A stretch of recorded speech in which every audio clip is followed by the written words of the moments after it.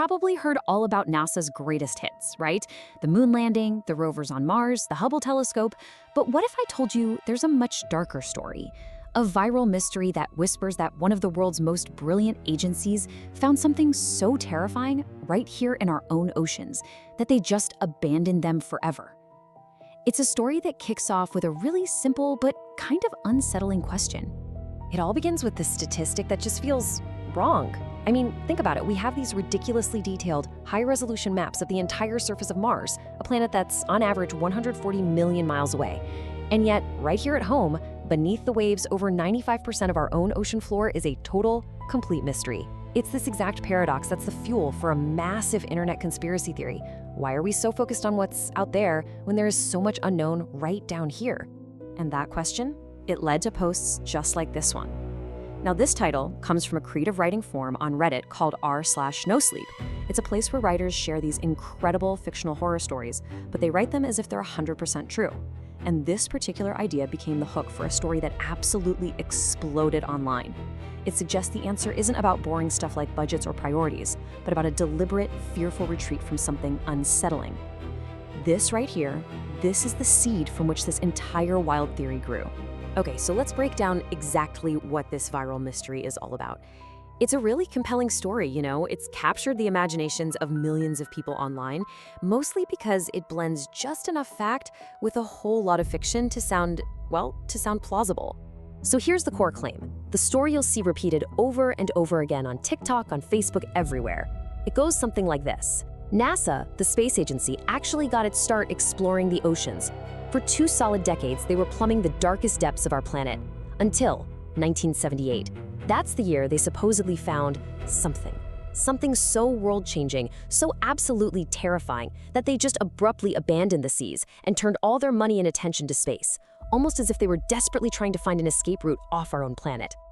Now, when you leave a mystery that big just hanging out there, you know the internet is going to rush in to fill the blanks. And this is where the story gets really, really fascinating, spawning some truly wild theories that have built this thing into a full-blown modern myth. All right, let's just tear through some of the most popular theories and, well, the facts that go against them. First up, this sudden exit in 1978. As we're going to see in a bit, that date is super important, but not for the reason the theorists think. Then you've got my favorite, the idea of a living megalodon hiding out in the Mariana Trench. Look, scientists are pretty clear on this one. It went extinct over 3 million years ago, and the deep sea just doesn't have the food to support a predator that massive. So what about those mysterious walls or cities people see on the seafloor? Turns out those are almost always just digital goofs, artifacts created when different satellite images get stitched together.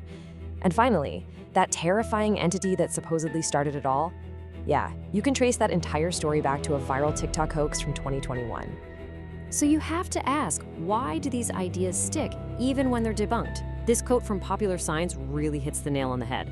Our culture is just fascinated by monsters. We love the idea of a megalodon lurking down there in the dark, and that fascination creates the perfect breeding ground for these conspiracies to just grow and spread, no matter what the evidence says.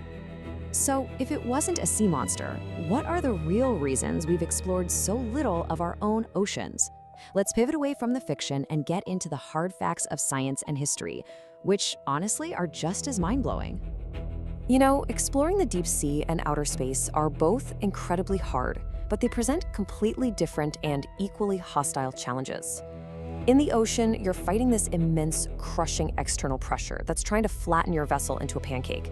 You've got corrosive salt water eating away at everything, and absolute, total darkness where radio waves just don't work.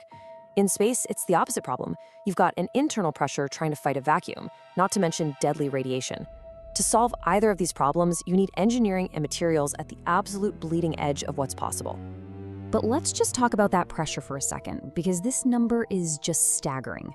Down in the Mariana Trench, the deepest part of the ocean, the pressure is about 8 tons per square inch.